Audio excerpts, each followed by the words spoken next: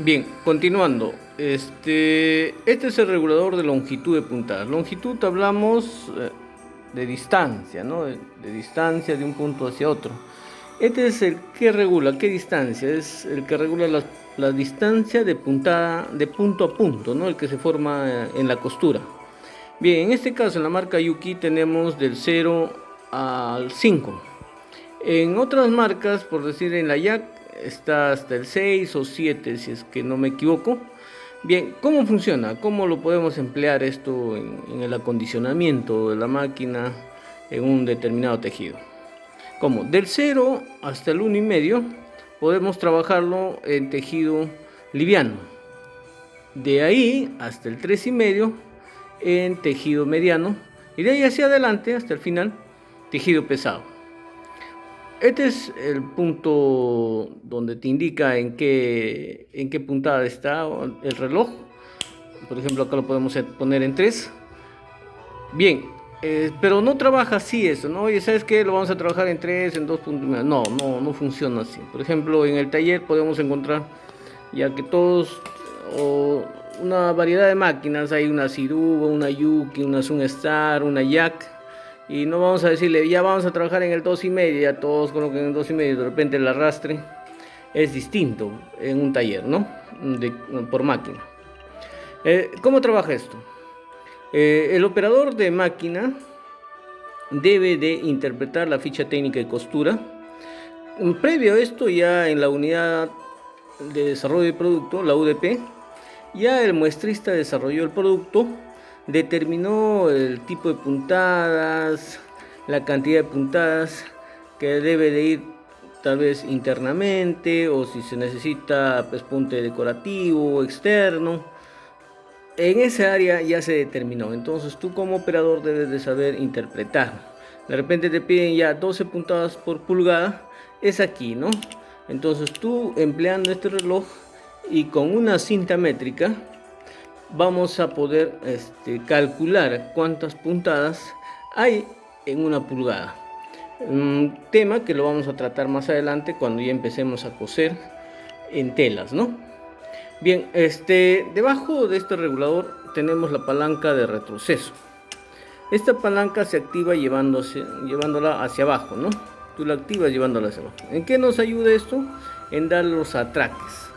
En las costuras internas necesariamente se tiene que atracar, si no ante una presión, ante una fuerza, estas se descosen y bueno, las prendas se van a empezar a abrir, ¿no?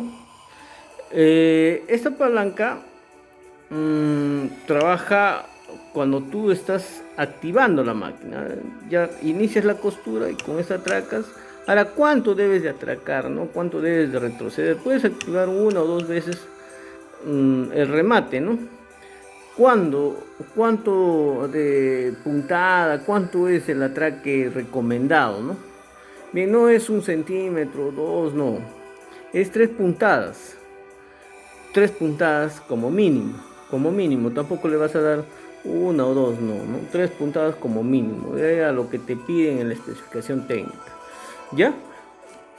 Ahora, vamos a profundizar la explicación del conjunto tensor. Este conjunto tensor, si se dan cuenta, este es el hilo. Y como ya se les estaba mencionando, este conjunto tiene varias piezas que luego las vamos a ver una por una. Tiene este disco de tensión, ¿no? Y por el centro pasa el hilo. Ahora, ¿cuál es su función de este conjunto tensor? Miren, dentro hay un muelle de tensión. Hay un muelle de tensión que es esta, ¿no? Acá.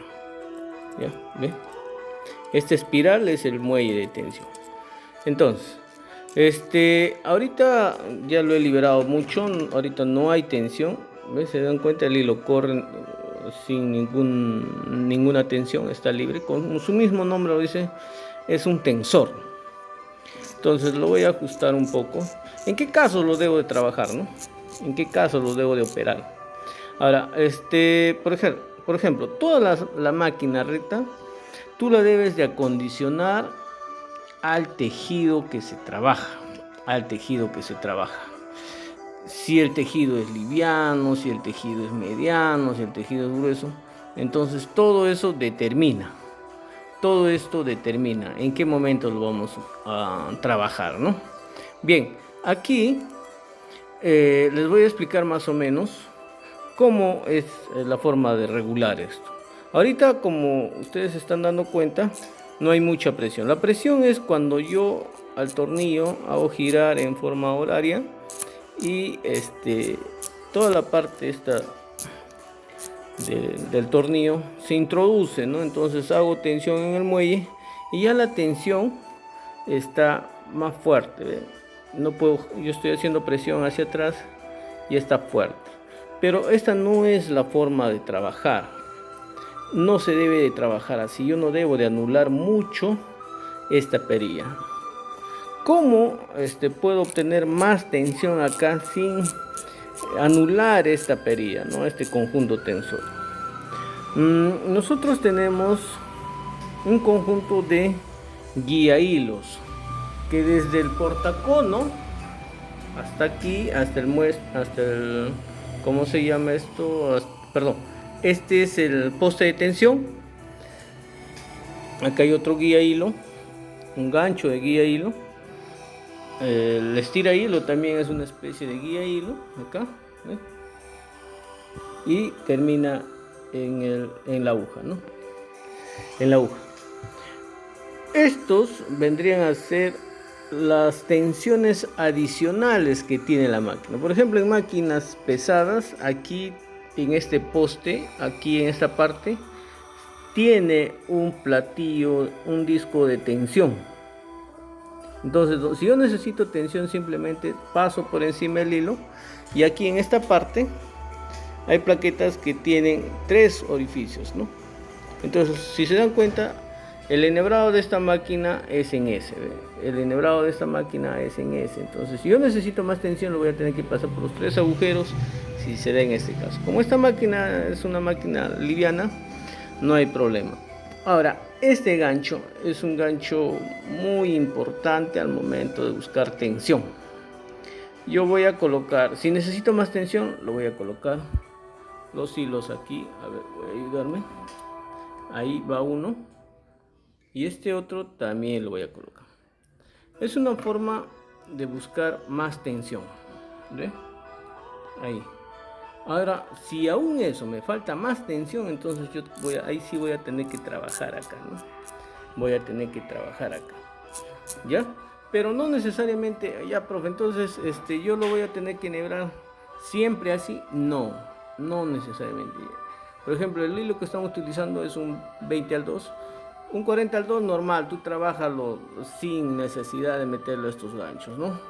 Sin de meterlo a estos ganchos, ¿no? Sin la necesidad de meterlos a estos ganchos. Puedes trabajar así o liberar así y trabajas normal, ¿no? Trabajas normal utilizando el conjunto tensor.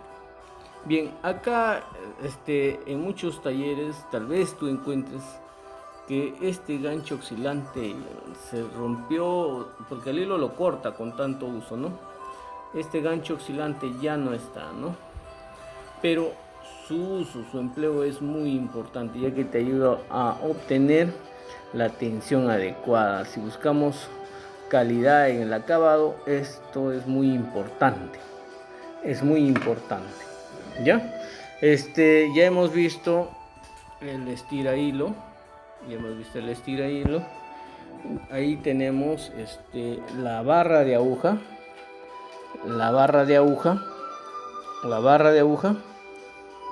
y la aguja, ¿no? La aguja dB por 1, en este caso dB por 1.